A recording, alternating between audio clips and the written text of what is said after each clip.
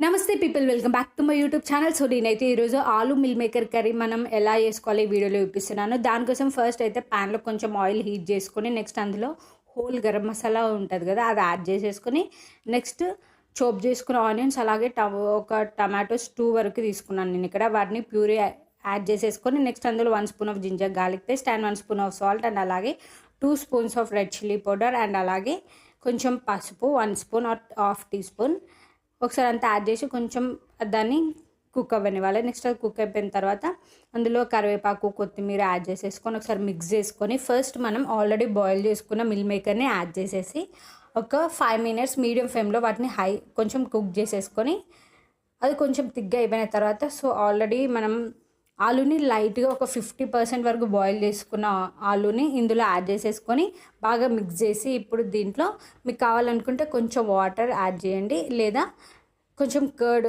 ఒక 1 cup of curd కూడా add చేసి గ్రేవీ మీకు కన్సిస్టెంట్ ఎలా కావాలంటే అలా, కొంచెం ఎక్కువ కావాలనుకుంటే వాటర్ ఎక్కువ యాడ్ చేయండి. సో ఇదంతా ఒకసారి ఒక 10 మినిట్స్ హై ఫ్లేమ్లో పెట్టి మంచిగా కుక్ చేసుకొని మన గ్రేవీ థిక్ కన్సిస్టెన్సీ వచ్చేంత వరకు ఉంచి దాన్ని నెక్స్ట్ మనం రైస్తో కానీ చపాతీతో కానీ సర్వ్ చేసుకుంటే చాలా టేస్ట్గా ఉంటుంది.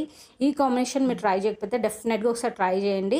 And thank you for watching. మీకు కనుక రెసిపీ నచ్చినట్టయితే please do like, share and subscribe to my channel.